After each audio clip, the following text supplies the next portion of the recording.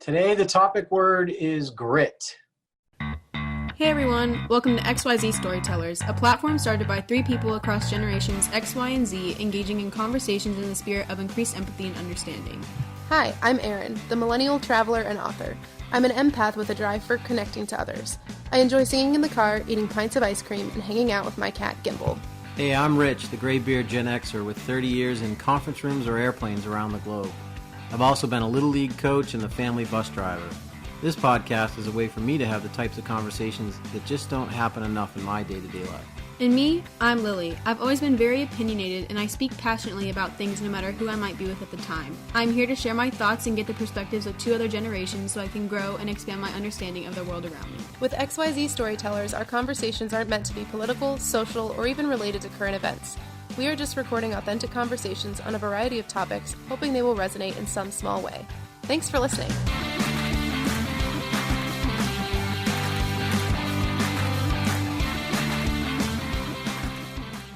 So for me, I think it came up when I suggested it to the two of you because it's something that you either have or you don't, in my opinion, or you've had when you needed it, or you don't really know what it is. And I'm pretty passionate about the topic because I think, I've read a book that grit is something that most successful people have. That doesn't mean that if you have grit, you are by definition successful. But if you don't have grit, it's probably particularly harder to be successful. So, for me, grit is something that can be learned at a young age. It can be something that a parent can teach their child. It can also be something that they can deprive their child of by being too protective. So, but it's synonymous with resilience, I guess, for me, right? But I'd like to see what each of you think when you think of the word grit, and we can see where this conversation will take us today. I think resiliency is one of the words that I think of when I think of grit.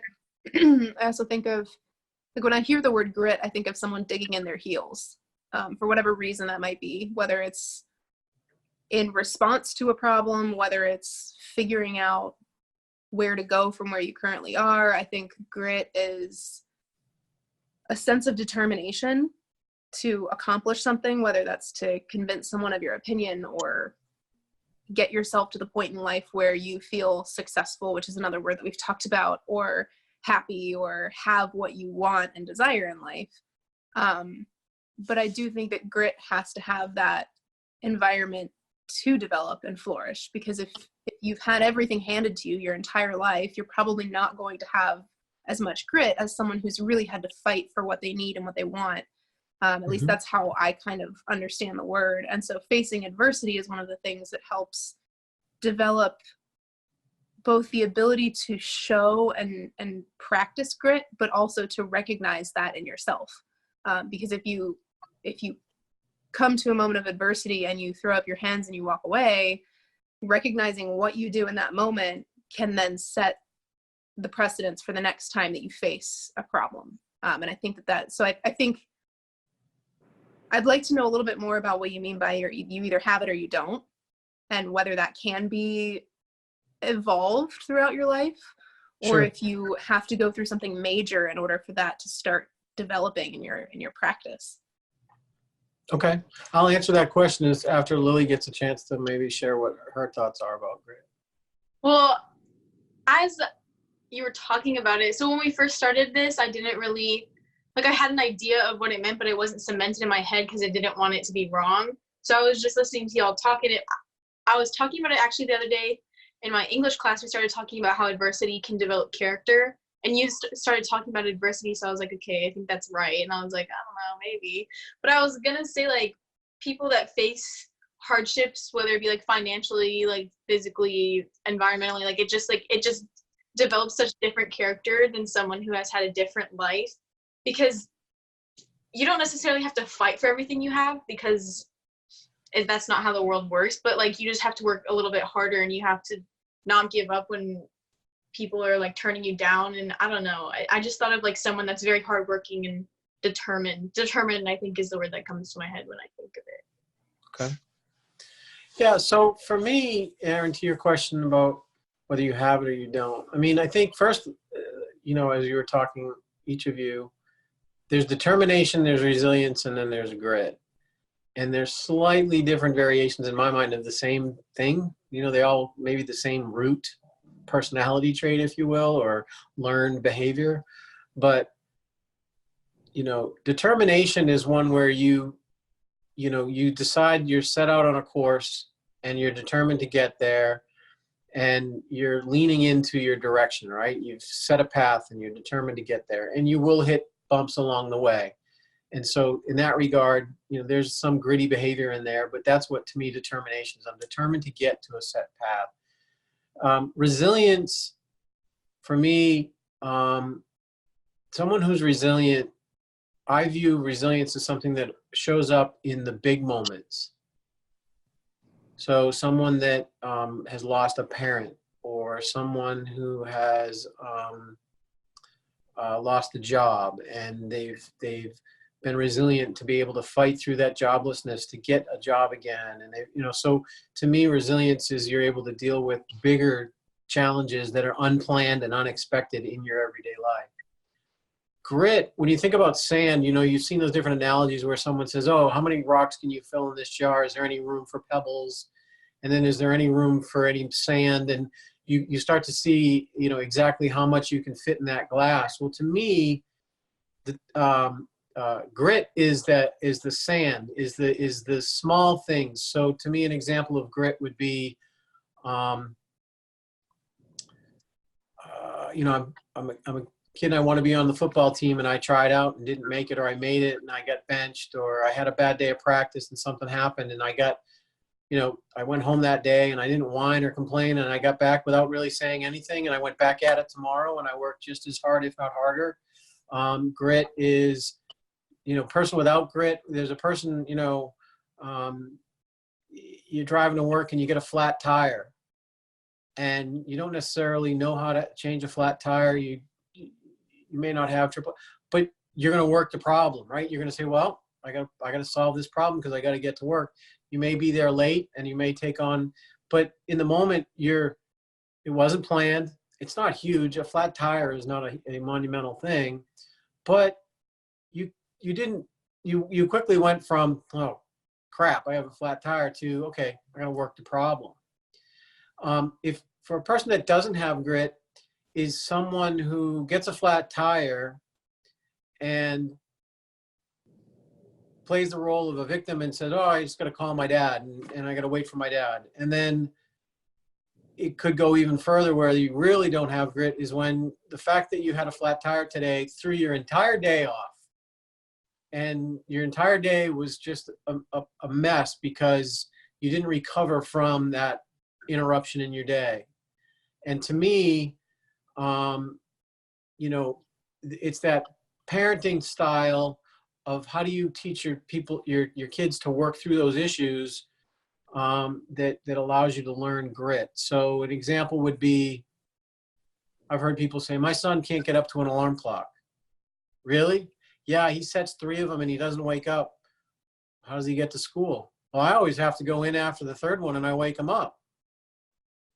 And Lily, in our house, Mm-hmm. until missing the 3rd alarm means you missed the bus or you're late for school and you have to deal with the ramifications, I don't get up till my 4th alarm, which happens to be mom rubbing my back and waking me up. And so for me, it's somewhat with responsibility and accountability. And if you sleep through that 3rd alarm, and it's not my job to go in and make sure Lily got to school on time, for her, grit is, okay, I accept responsibility. I'm going to change my behavior. I'm going to work through this problem, but it's my problem to solve. Right? Whereas people with the helicopter parents, if you will, I failed the test. Okay. What do you got to do to get your grade up? Yeah, I know, I got to study more. Okay, study more. Whereas not having grit is, I failed the test and I whined to my parents about all the ways the test was unfair. And then mom and dad are going to go fight my battle. And I was able to get that grade bumped by 10 points. Well, that's not, I don't have grit. I'm going to get to college and my parents aren't going to be there and I'm going to get knocked on my butt. And I'm I'm going to have to learn grit. Up until that point, I never learned it. So does that clarify your? Well, because now my brain is on a track of kind of grit being associated with mindfulness, because mindfulness is very much about recognizing a situation, being able to look at it with not necessarily an emotional attachment, but be able to proceed from there logically, clear thinking, being able to solve a problem without getting caught up in the emotion or the distress of the problem. And so kind of what I'm hearing is this relationship between grit and an ability to stay grounded and be mindful about how you're responding to a situation in a way that is productive or non-productive. So I wonder if mindfulness might even be an avenue to developing grit. Yeah, for me, mindfulness is an awareness. You have to have an awareness. Grit is what drives you to action. Okay. Maybe I'm thinking out loud because when you say mindfulness, when I think of mindfulness, I go, I'm aware that I got a flat tire and it stinks. I'm not going to cry about it. I don't deserve not to have a flat tire any more than anybody else. It's not tragic. But then what gets me to actually work the problem and not just sit in my self-awareness, that's where the grit comes in, I think. Okay, so being a mindful being is on the way to finding grittiness. I think so. I think self-awareness, I think self-responsibility, I think mindfulness, if you're saying I'm aware of, I've got to take control of my own life and I've got to acknowledge my role in my situation, or the fact that it's my situation, so therefore I have to address it and nobody owes me a solution. I think in that regard, yeah, once you get mindfully aware, grit follows. In some ways you can be gritty without being mindful. The example I give that comes to my mind is Matthew, my son, when he was in 6th grade and he was on the lacrosse. You know, his coach once complimented him because he said, I never had a player who get knocked completely on his butt and literally not break stride and get up and keep going, because he knew his job was to get downfield. Matt wasn't mindfully aware. Matt was reflexively gritty. Right? So he doesn't necessarily have an awareness other than, okay, my job is to do this. And then it reflexively, because I think grit can be reflex. You can be gritty and then someone goes, that really takes a mindful person. Oh, really? I never considered myself mindful, but if that's what you mean, and I hadn't, but I see your point.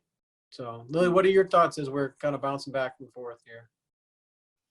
Well, particularly like Lily, do you have any experience with friends or teachers or, that's a great people question. around you that you've recognized a lack of or exceptional display of grit?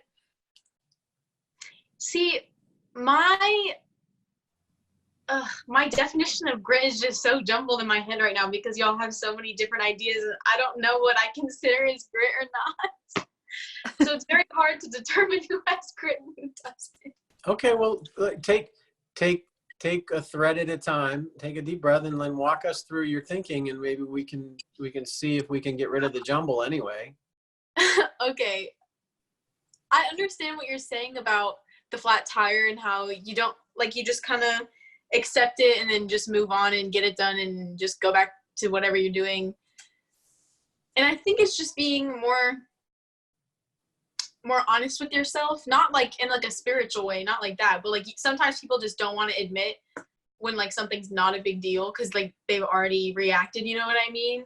So when you were talking about how it's a flat tire, it's gonna ruin my whole day, or that test was so hard, it was so unfair, some people just don't want to admit that maybe they didn't study hard enough, or maybe everyone gets flat tires and it's just a normal thing that happens. So I think it's more of just finding a way to just be realistic about the situation and realize it's not the end of the world and you just have to keep going and just move on with your day. Because sometimes I think people let it affect their mindset too much or the rest of their day. So you I like how you phrase that, because it kind of makes me wonder, if someone does react in an overly emotional way where their first thought was, oh my gosh, this is going to ruin my day, is it still possible then to have grit, or is grit purely I'm going to be mindful about this and then move forward? Are you allowed to have that emotional overreaction and then still be gritty? Yeah, I think so. I mean, I think grit is a trait, not a reaction style, right? Or a reflexive style, right? So I can be a little bit dramatic, but at the end of the day, I can be gritty. And even if gritty is, I worked the problem, I called it AAA, they came, they fixed it. I went and dealt with the fact that I missed the notes. And so in the first half hour of the class, and so I went and got the notes, and I was able to adjust and overcome that blip. And I had everything I needed to study and get an A on the test, right? To me, a non-gritty person, maybe they call, they get it, but then they go, "Hon, I missed those." No, well, I guess. And then they go and they get the B on the test instead of the A. And they go, "Yeah, I missed, she has 3 questions that were on that 1/2 hour that I missed."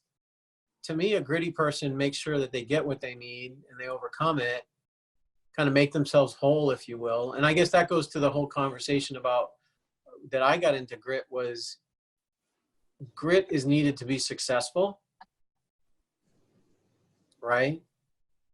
But it's not the only trait. You need to have smarts, you need to have intelligence, you need to have problem solving skills or whatever.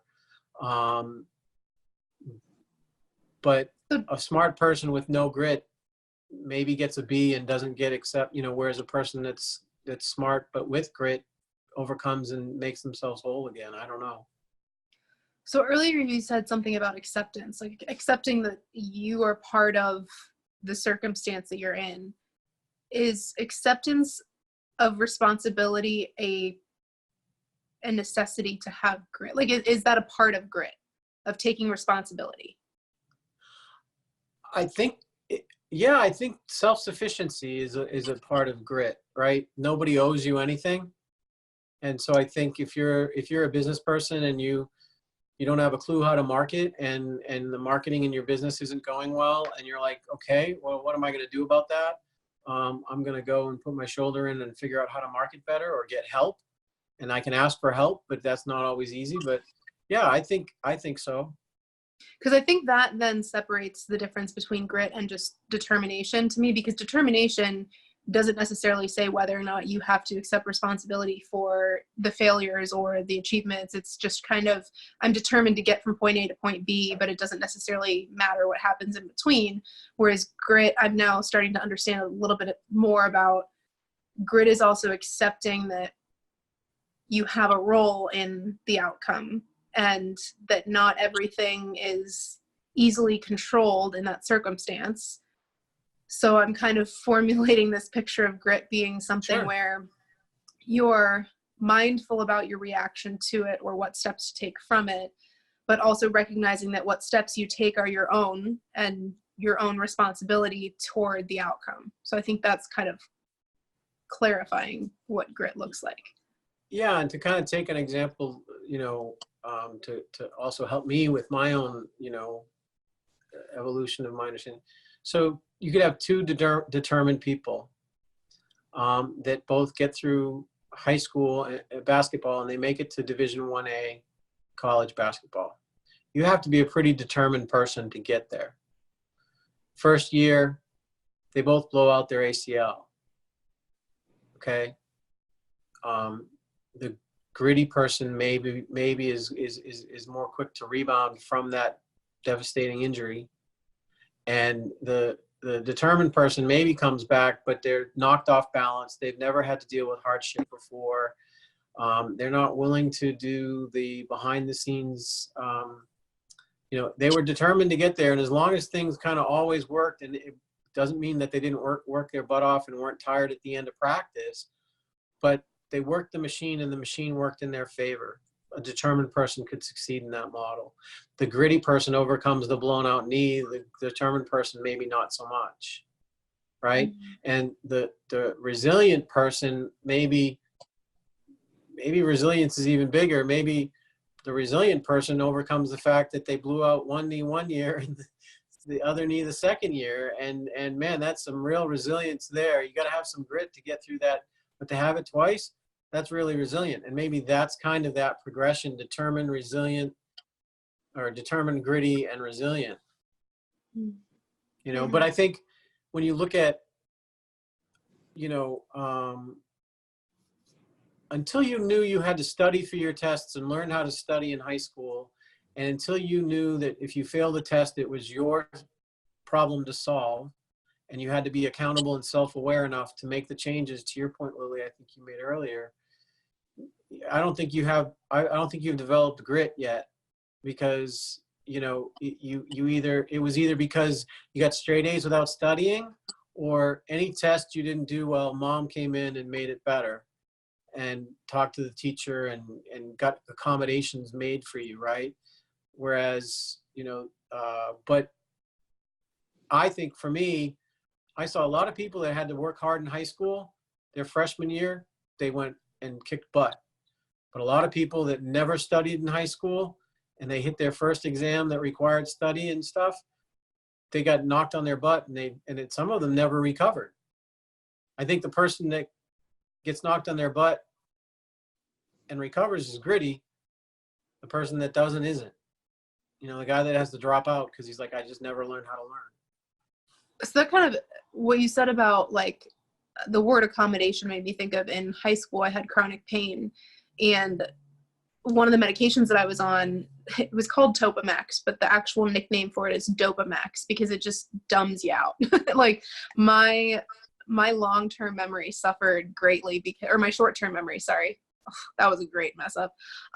Suffered immensely. So I could read an entire chapter in a book and put it down and not know a single thing of what I read, because it just didn't stick with me the same way that information had prior to taking that medication.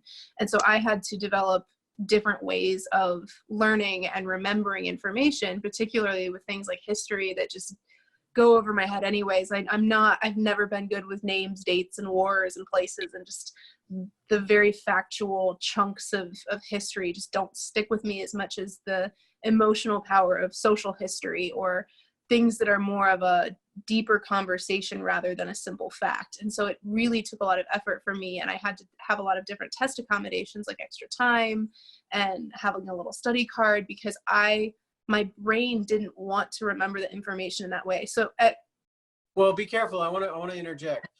Yeah. Don't misread my use of the word accommodation for the kind of accommodation that you're talking about. Well, but my question is like, because it brings up a good question though, without actually comparing the two directly, of like, where does grit fit into that if you are having to completely redirect your efforts? It's not like I don't even know if this is really, it was formulating in my head a little bit better before. For me, given what you mentioned, does grit mean that you can change the way that you're functioning, even if it means that you're giving up that original skill set? Does that make sense? Yeah. No, to me, grit means, for you, depending on what was going on with your chronic pain, getting out of bed in the morning was gritty, right? Being self-aware enough and willing to go to your teacher and say, I'm gonna get a good grade in this class, but here's my situation. Outline for me a path forward. I'm not asking you to take away all of it, but help me come up with it. It takes some grit and determination and awareness and a humbleness to be able to go to a teacher and go, here's my challenge. I'm willing to do the work, but if I just go with the way it's done today, I can't succeed. So part of the way for you to succeed was to set your pride aside and go and say, what can we do that's fair, but doesn't necessarily mean it takes away the work. Instead of working 3 times as hard to not pass, you probably work twice as hard to pass, even with the accommodation, right? But to me, that's the definition of gritty. So then does grit also allow space for you to give something up if it's just not working? So like I was taking, I think, advanced chemistry at the time, and then like advanced music theory. And my brain just could not wrap itself around the information that I was learning. And I ended up stepping back and auditing the class instead of taking it for a grade. But ultimately it was so much added stress and added pressure to what I was already dealing with that I ended up walking away from it. Is that still grit if you recognize that that's just not an ability that you have in that moment? That's kind of where I think I was going with all of this, is like, how far can you accommodate or adapt where it's just something you've given up because you realize that that's not in the capacity. No, and that, you know, when I wrote the outline, because I am contemplating writing a book on the topic of grit. I think I've mentioned it to you. I think there is a dimension here that says sometimes grit isn't enough. So, you know, and then in other instances, not every situation gets solved with grit, right? So I think there's a little bit of an intelligence application of the grit, right? You know, sometimes it's not, grit isn't the factor that's missing. It could just be the reality of a situation. But for me, you know, there's grit in the moment, and then there's grit in the circumstance. And applying grit in the moment to just keep going, well, I'm just going to keep studying and I'm not going to sleep and I'm not going to, you know, sometimes too much grit is too much. And so do I think dialing back is an element of grit? I can't say, in all honesty, I'm not going to just kind of like, you know, pump the air in your tires and make you feel good and go, yeah, that's gritty by not being. I will say in that instance, though, you recognize through self-awareness and other traits, because grit isn't the only trait. Right. Through other things, you recognize that grit and grit alone wasn't going to get you there. And so why waste all that energy? What's the more self-aware decision to make? But you didn't let that situation hinder your overall goals. That might have been more resiliency, though, rather than grit. And then you get into some resilient, right? Because I'm just trying to understand, like, is grit allowing yourself to truly fail, or is grit the portion of it where you really push through and get to that end point? Is basically what I'm comparing the words resiliency, determination, and grit particularly. Right. Well, I can be determined to be successful and then fail. But I'm gritty enough to get up and try again. And maybe I had to try 4 times, and that's grit that got me to get up 3 and 4 times from those setbacks. Those setbacks could have been, you know, nothing more than I was calling potential clients and I got 4 hangups and 2 no's, and I made that 7th call. That's grit. My company bankrupted 3 times in the last 5 years, and I was able to get back up the 4th time. And now I have a successful business. Well, yeah, there's grit in there, but that's also a resilient story as well, right? So, you know, like I said, there's the rock, there's the pebble, and then there's the sand. And sometimes people just don't have it, right? People would give up and walk away after the 2nd time. Yeah, I was gritty, but I couldn't hang on, or, you know, I flunked that class, so I dropped it. Why? Well, I'm looking for an easier class. So did you drop it because you had to make a very difficult decision? Or did you drop it because you're just looking for the path of least resistance? So I think it's all context, right? I don't know. I definitely wasn't meant to study music theory anyway, so that was a blessing in disguise. There you go. Whew, that was a hard class. I mean, I'm sure there's some really gritty guys that could figure out how to take a thing and play the violin, but it wouldn't be a very pleasant experience for anybody. And somehow I think squeezing and grinding harder on the violin doesn't necessarily create better music, right? No, more like a clash. Lily, what do you think? Sounds. I was just thinking about what you said when you said sometimes grit alone isn't enough, because I was thinking that when she was asking about like dropping the classes, like was that grit or was it something else? And I agree that you need grit to succeed, and you need grit to really do anything if you want it bad enough. But at the same time, just because you have grit doesn't mean you're going to be good at it, and doesn't mean you're going to succeed. It just means you're just going to keep going with your life, and you're not going to let it affect you, and you're just going to keep pushing. But I think to succeed, you need all three of the things we've been talking about. You need determination to get started and even try it, and then grit to keep going, and then resilience if you really want it, because it just means even if I fail, like I'm still going to try again and I'm going to get back up. But I think if you stop at grit and that's all you have, I don't think that that's always going to be enough for what you want to do. And I think you're spot on. I think you did a great job of outlining the three layers there, right? The determination, the grit, and the resilience. I think, though, sometimes an example might be, in a relationship, trying to make a relationship work. You can be determined to make a relationship work, but the last thing sometimes, depending on the issue you're dealing with in a relationship that's challenging, grit is the last thing you want to apply. You need some finesse. You need some patience. You need some, ability to let people, be wrong with dignity, right? I mean, that's, whatever the case might be. In that instance, grit, that don't apply that, right? Pushing forward and saying, no, you're not leaving the room until we solve this problem. That's not necessarily the right application of grit. So sometimes grit, you may be loaded with it, but it's first off, there's, like you said, Lily, there's instances where grit isn't enough. We just outlined.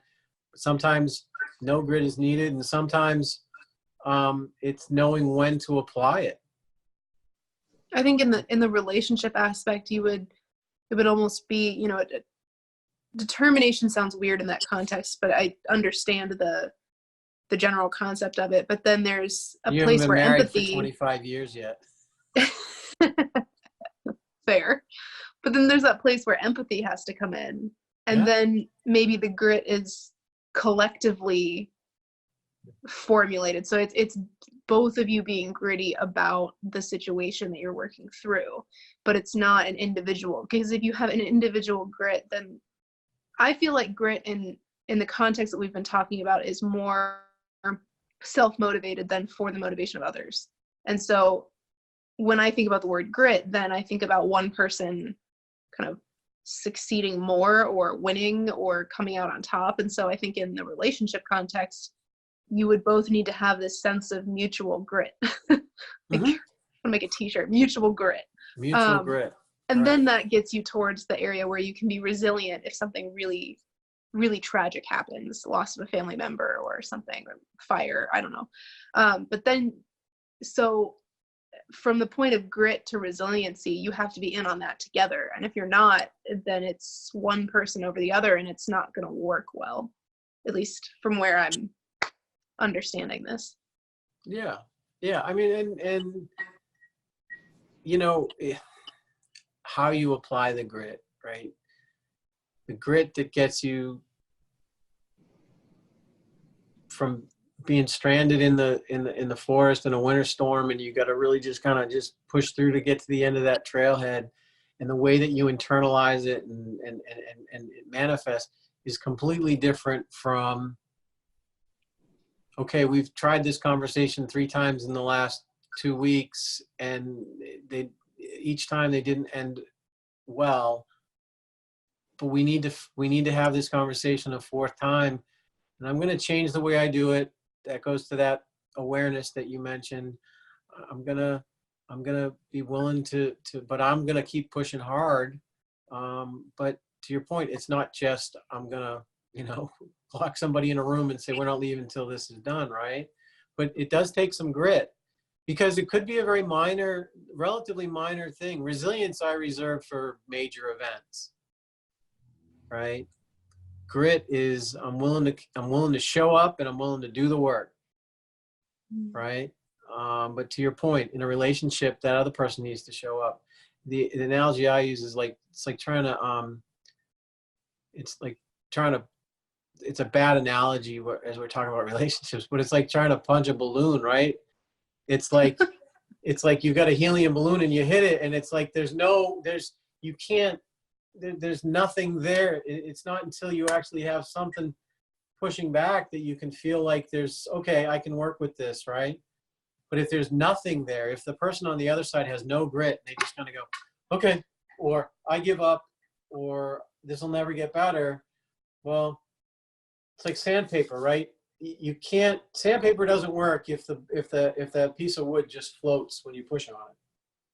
There needs to be something to push back that then lets the grit and the sandpaper really, do some work. Write down that analogy. I know, it's better than the punching of a balloon. I mean, I liked both because it kind of made me think about the time that we brought a balloon home and my cat went nuts. It was really adorable, but I liked both of them. So go write them down as soon as we're done with this. Well, the other one is it's like trying to pin Jello to a tree. It's not the same, but that's another expression. That's another expression I use, like trying to pin Jello to a tree. Yeah. All right, so let me just check out where we're at time-wise. We're at 40 minutes. I mean, you're gonna write a whole book about this, so we could probably go on for hours and we could, but we talked. So here's the thing, right? So someone said, okay, are you born with grit? And I do think that certain people have that inherent trait. The other question that comes up in the outline of my book is can you teach your child to be gritty? I think you can. I think you let your kid, when he's 3 years old and then he skins his knee at the playground, you stand off to the side, you let him cry a little bit, rub his knee, and then make a decision about whether he's gonna. But if you run over immediately and are all, oh, I'm sorry, and I think you missed an opportunity to have your child learn through some really minor, although it does hurt to skin your knee as a 3-year-old. It's a pretty low risk opportunity to let them learn how to be gritty. And then the question actually somebody posed to me was a 20-something, said, well, so what if I actually never learned how to be gritty because my parents were overprotective? Can I learn to be gritty as an adult? And I was like, yeah, I think just the fact that you've asked that question tells me you're a prime candidate. It's not, you don't have to have a natural talent for grit. You have to have the ability to be, like you said, aware. Well, this person was aware that they probably didn't have the kind of grit they wanted.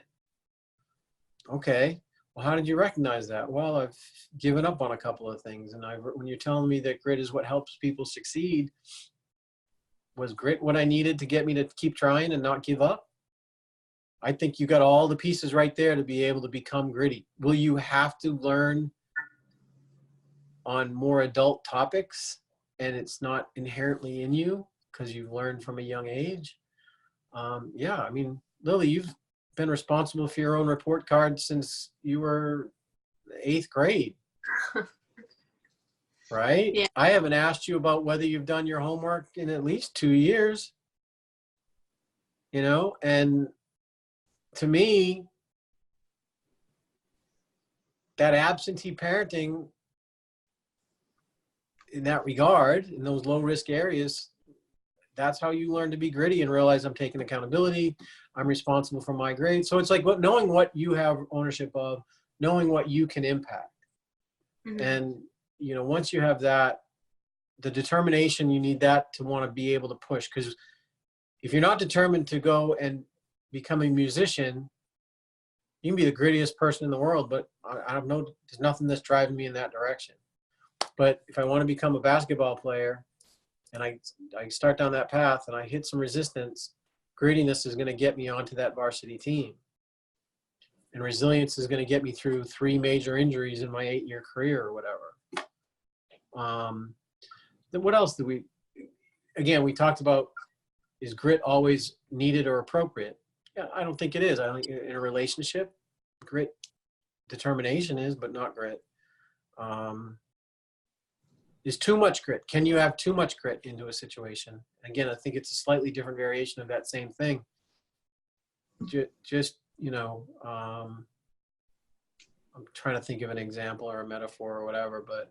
Well, I think that goes back to the mindfulness piece of it, because if you're not being mindful about whether something is really purposeful or going to benefit you or the people around you, if you're putting too much grit into it and you're not practicing that mindful piece of it, then you'll lose sight of what the purpose is in the first place to even succeed or try to succeed at that one thing. And I think you could actually get into some destructive behaviors. You know, if you're just, grit has you not let up when there is no reason to continue, and and awareness would make you realize it was a hopeless situation, right? You could do some damage, whether it's to a relationship, whether it's to a piece of property or something that you're trying to build. And then you're like, I'm determined to make this work. And before you know it, your IKEA thing has completely fallen apart because you didn't have enough awareness to go, you know what, I'm going to set this down. I'm going to ask for help, because sheer determination and will and force is not going to make this work. And if anything else, I'm going to end up with a lump of particle board because I forced it, right? So that's where grit in a less personal way than relationships is really not appropriate, right? Push harder, hit it harder. So to kind of like round out this topic of grit, Yeah. I want to hear from both of you what some of the words are that you associate with grit. So now in my mind, I'm associating mindfulness and accountability. Are there any other words that come to mind that kind of mesh well with what grit means to you? I think it's just like a little branch off of mindfulness. I think just like honesty. I don't know. I think that's very important, because if you're not honest with yourself in the situations that you're in, then what's the point of having grit? Because you're not going to use it correctly if you're not being fully honest about everything. I like that a lot. Yeah. For me, work and effort, I guess, are two other words. And when I say work, you know, Lily's heard this expression before, because, you know, there's times when my wife, me, or my kids, they have something that's somewhat daunting. And it's like the expression I use is, well, just work the problem. Just work the problem. What's the first thing you can fix in this big issue? Well, I guess the first thing I can do is whatever. And so it's that, okay, I'm going to work. I'm going to stay facing it, and I'm going to lean into it. So work and effort. You can't, I guess effort is you've got to have something to push against for the sandpaper to make a difference. So the assumption is that anytime you're applying grit, it's because it's not smooth sailing. There's some kind of resistance that you're trying to work through, whether it's your 5'6" trying to make it onto varsity basketball, or whether it's, you know, you're a girl trying to play a guy's sport, or you're dealing with some kind of a health issue. What's the thing that other people aren't necessarily having and feeling? And so you have to be able to put that extra effort in. I feel like I understand a lot more about what grit is and what role it plays in between the spectrum of determination and resiliency, and kind of where that minor but very crucial part of the puzzle kind of comes into place. Cool. So That's fun. I mean, I think, you know, the people talk about their little grit, you know, I think there's an expression, and I just went blank on it, right? But it's like gravel in your gut, right? It's like, what's going to give you that oomph, right? I can be determined to do something, but the extra push is where grit comes in, when you hit a little bit of resistance.